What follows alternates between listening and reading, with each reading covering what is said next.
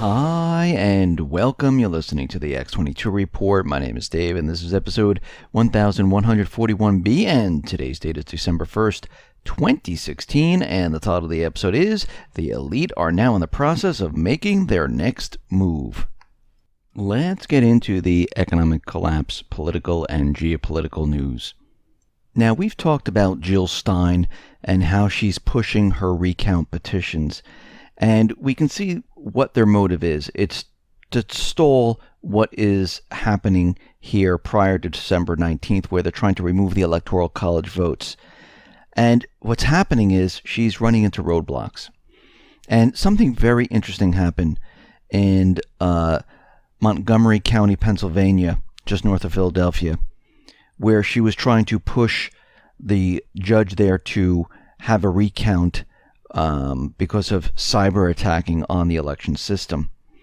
And after hearing the arguments from attorneys representing Jill Stein, the Montgomery County Board of Elections Judge Bernard A. Moore said, you know what, I'm dismissing the petition because it just makes no sense. You have no evidence whatsoever.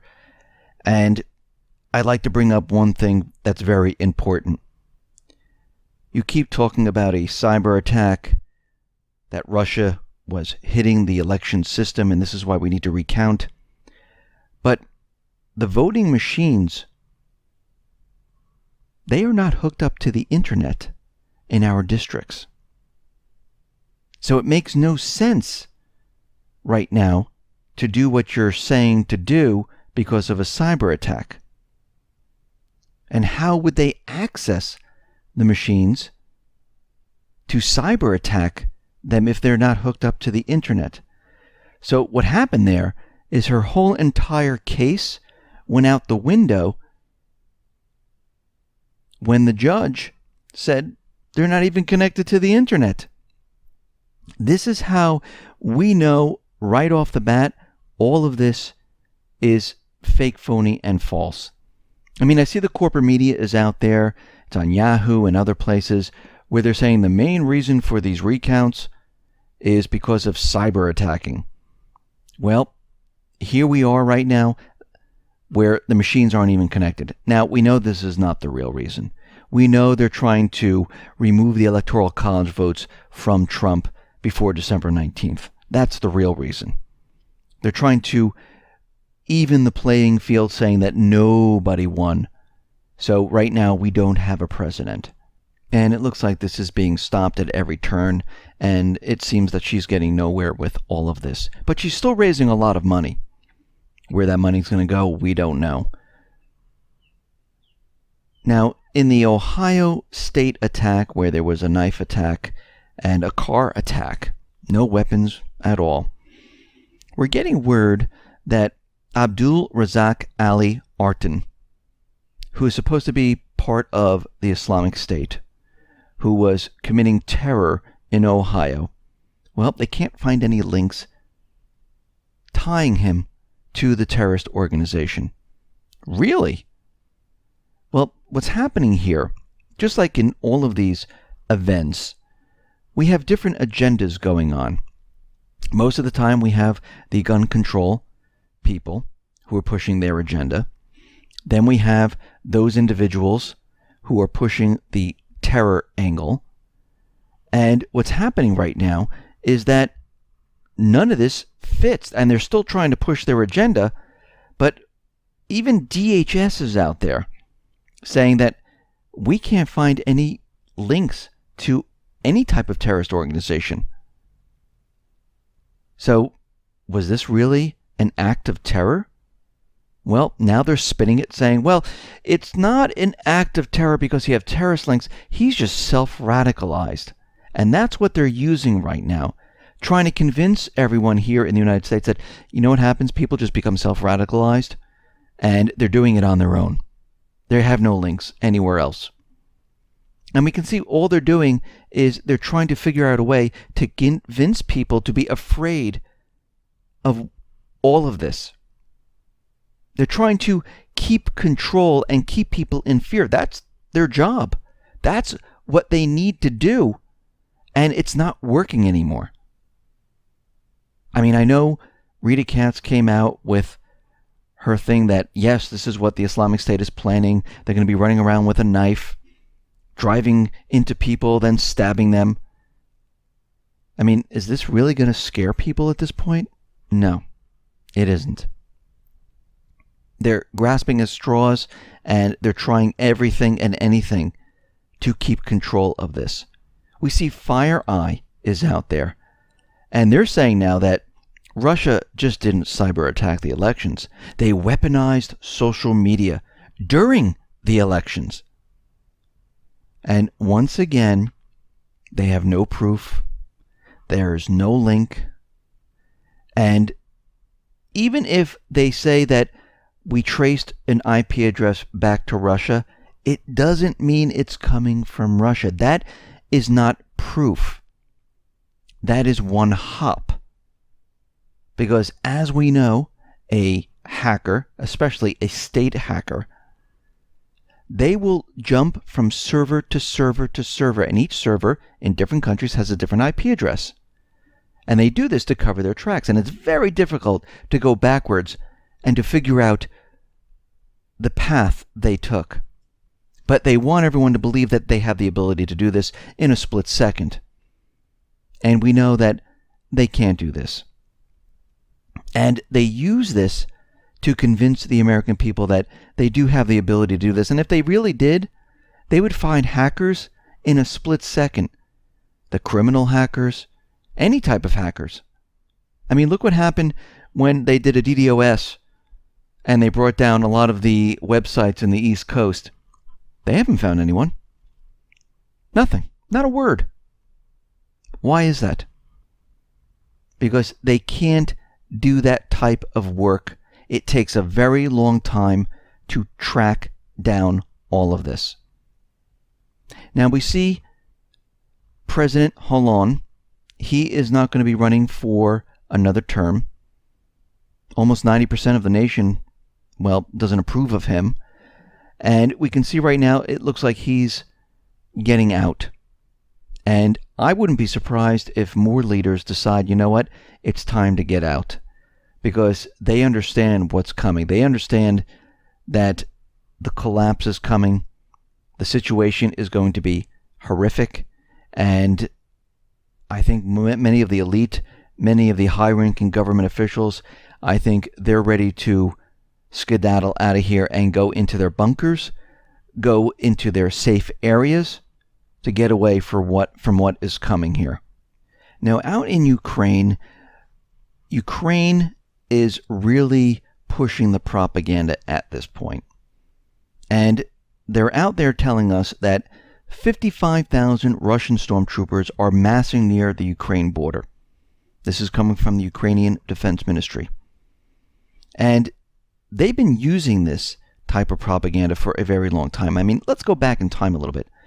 September 1st of 2016, Russia is massing thousands of troops on Ukraine's border. August 28th of 2016, going backwards here. Over 40,000 Russian troops amassed near Ukraine border. August 5th, 2016, Russia is moving troops to the administrative border of Crimea. May 28th, 2015, Russian troops amassing heavy weaponry on Ukraine border. May 27th, 2015, Russia masses heavy firepower on the border with Ukraine. March 28th, 2015, 60,000 Russian troops massed near Ukraine border. August 11th, 2014, Ukraine says Russia has amassed 45,000 troops on the joint border. I mean, it's getting a little ridiculous already. That they're invading, they're getting ready to attack. But all of this is propaganda. And they're continually doing this, trying to provoke Russia, trying to get a war started. Now, Ukraine did try to do this. They snuck saboteurs into Crimea to try to start something, but they were captured. And it looks like they might be trying to do something once again. And it looks like they're going to try to do it before Trump gets into the White House. We see Russia is taking no chances whatsoever. We know that Ukraine is going to be having their missile tests over Crimea, and Russia is bringing in warships that are there already in that area. They're also setting up the S-300VM anti-2500 anti-ballistic missile.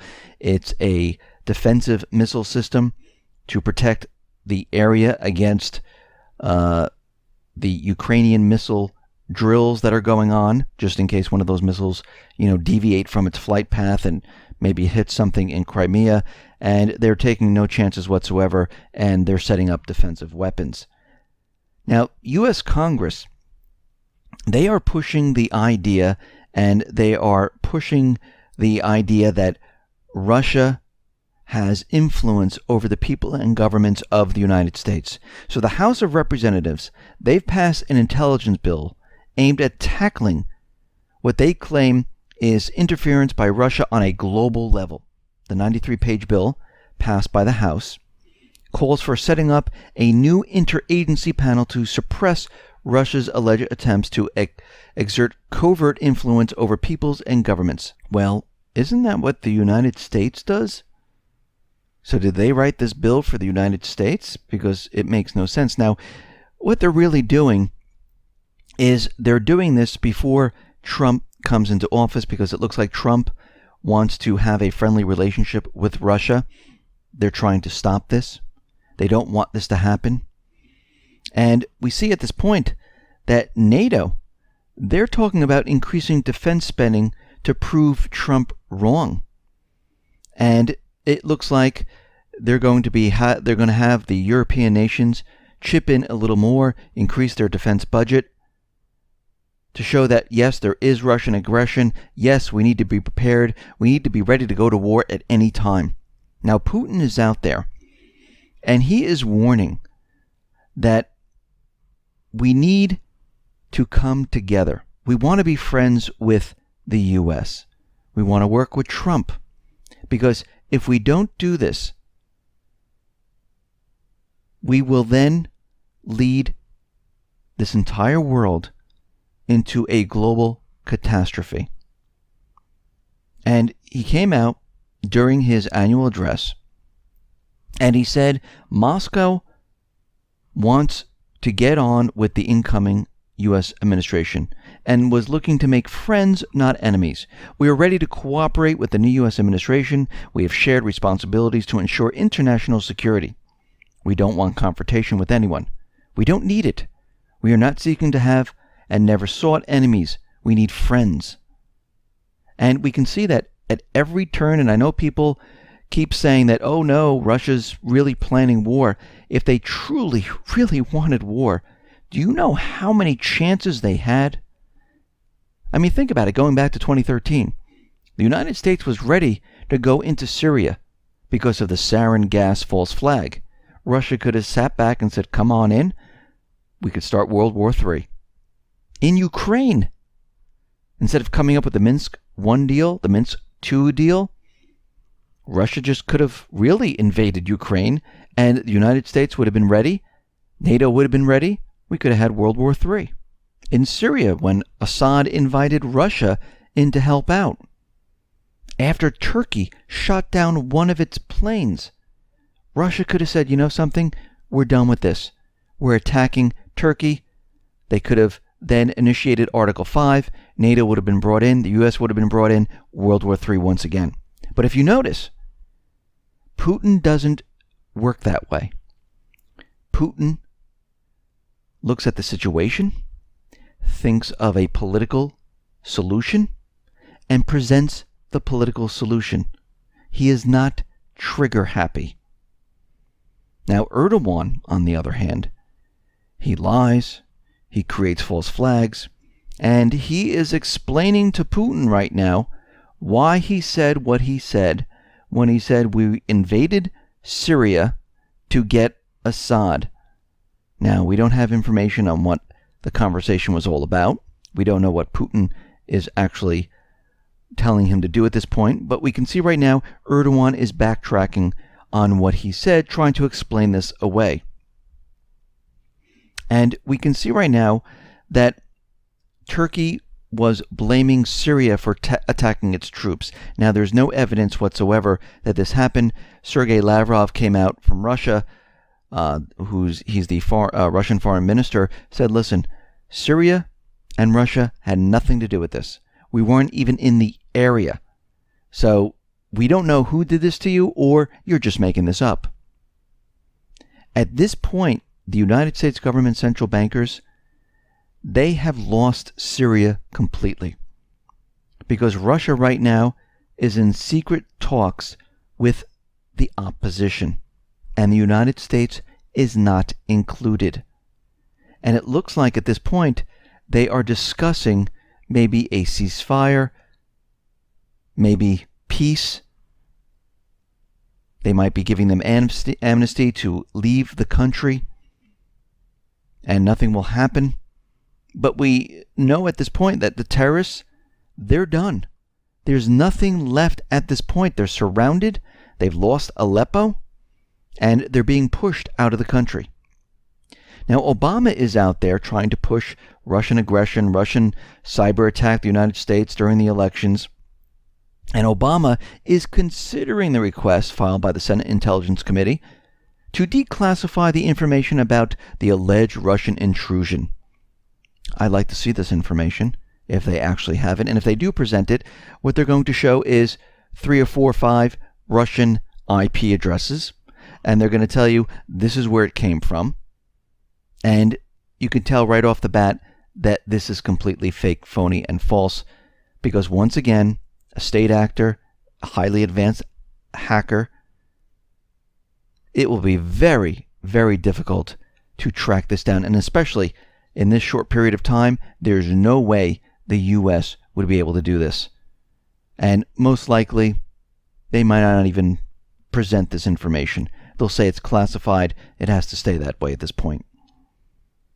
Now, something's very interesting. We talked about how there is radioactive material missing from Iran. It was stolen. This is confirmed by the IAEA.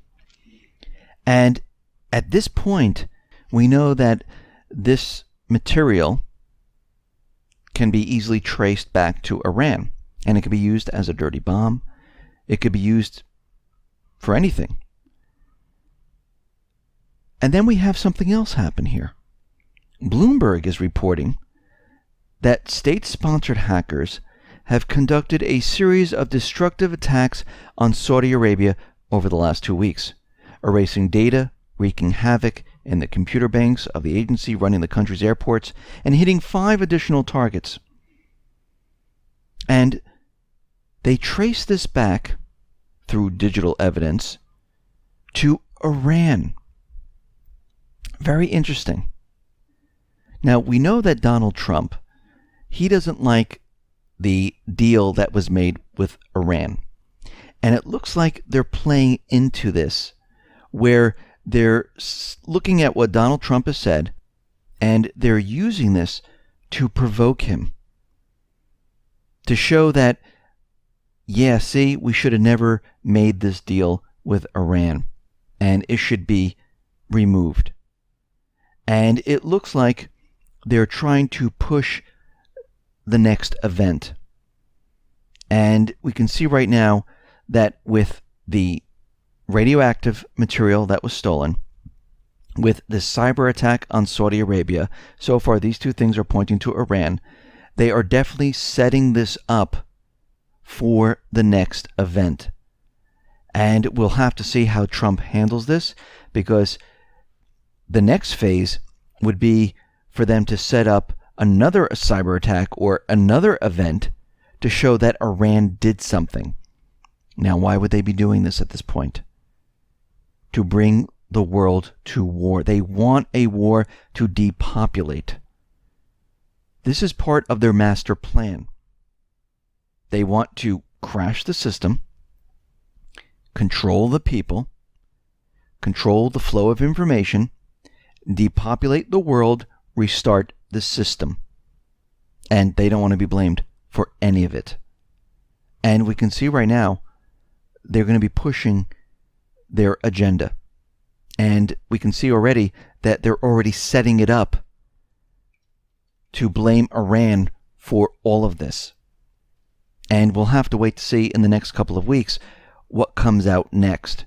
So far, what we're seeing is there's a buildup pointing to Iran. Now, they know they can't do it with Russia, even though they're still trying, because we know already Trump has said that he wants to be on friendly terms with Russia. So they're moving their agenda, their plans, to a different country.